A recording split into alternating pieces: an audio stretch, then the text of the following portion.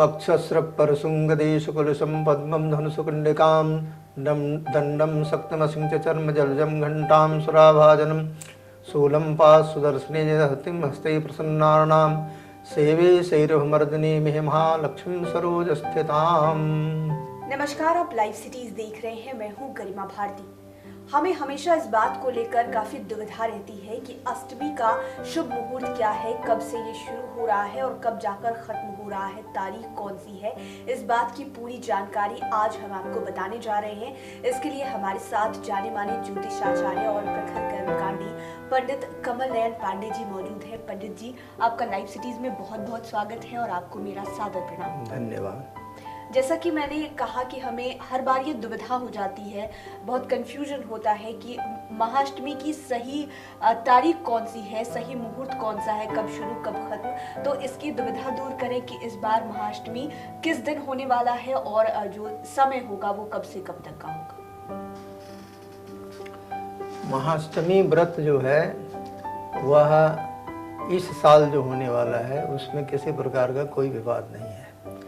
निशा पूजा और अष्टमी व्रत दोनों पृथक पृथक चीज़ें होते हैं। निशा पूजा जो है वह जिस दिन निशीथ काल में अर्थात 12 बजे से लेकर 2 बजे के बीच में अष्टमी होती है, उस दिन निशा पूजा होता है।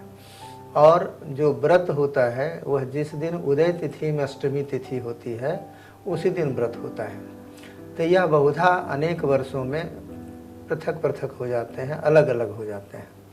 लेकिन इस वर्ष एक तिथि के क्षय होने के कारण दोनों एक ही दिन हो रहा है और वह 13 तारीख है। 13 तारीख को अष्टमी तिथि है, तो व्रत भी उसी दिन करने का है और निशा पूजा जो है वह भी उसी दिन करने का है। अष्टमी जो होता है वह किसी भी पक्ष का मध्य तिथि होता है।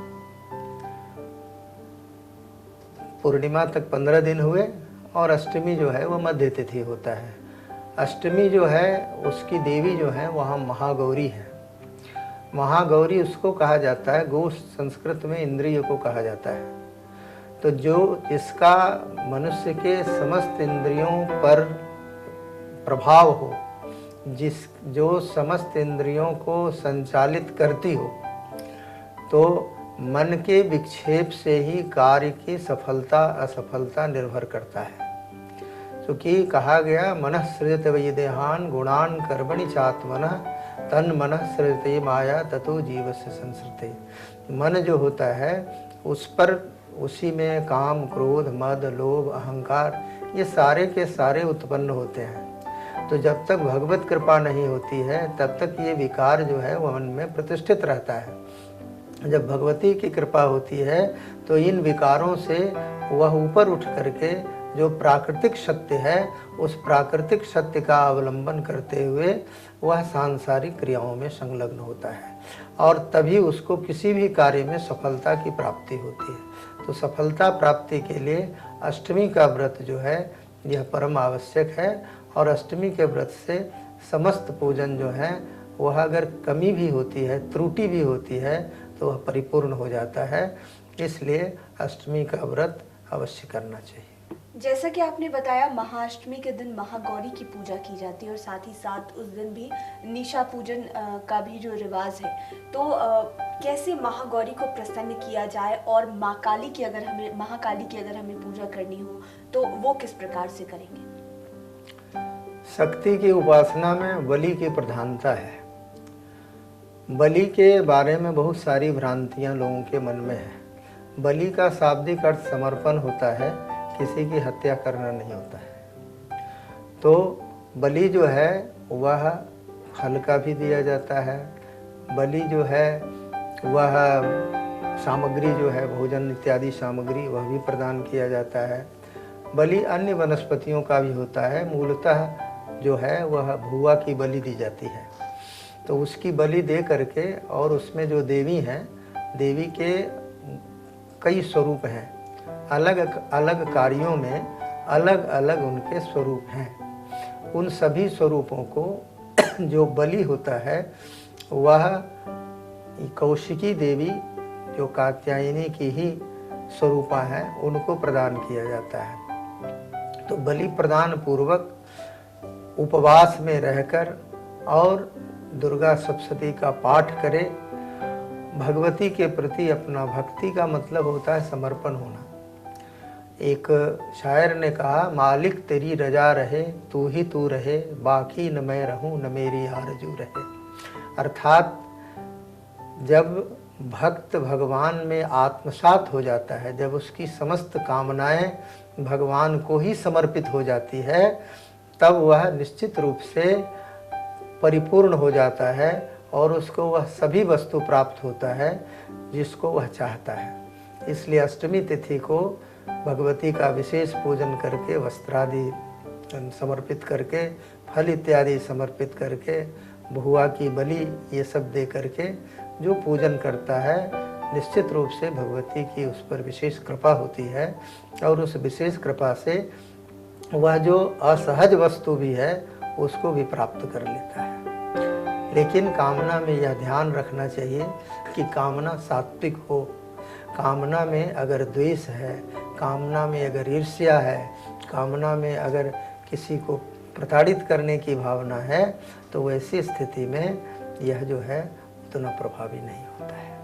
हमने महागौरी को प्रसन्न करने की बात तो की, आपने बहुत अच्छी बात हमें समझाई कि बलि का अर्थ जीव हत्या नहीं होता है, समर्पण का मतलब ही बलि है और बलि का मतलब समर्पण है। बहुत ही अच्छा मैसेज सभी लोगों के लिए है ये। लेकिन मेरा ये सवाल है कि अगर किसी को निशा पूजा करने की इच्छा हो तो वो किन बातों का ख्याल रखें, कैसे उसको संपन्न करें? किसी भी पूजन में उपवास जो है वह महत्वपूर्ण होता है। उपवास का दो अर्थ होता है, उपम समीपम बसति इति उपवास, अर्थात जो मानसिक रूप से भगवान के समीप चला गया हो उसको उपवास कहते हैं।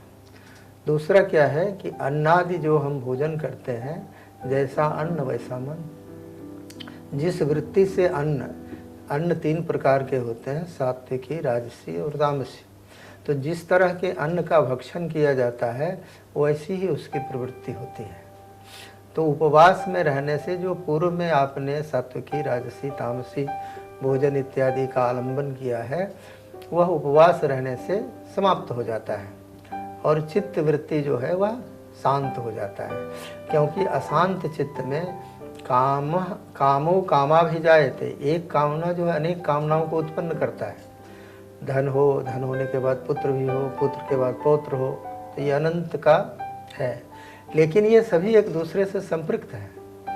अगर पुत्र हुआ है तो पौत्र भी होगा, यह शाश्वत सत्य है। उसी तरह से जो अपने उपवास में प्रथम, उसके बाद सामग्री का जो समर्पण है, भगवान समस्त संसार को सामग्री प्रदान किया है, उनको कोई व्यक्ति क्या प्रदान कर सकता है?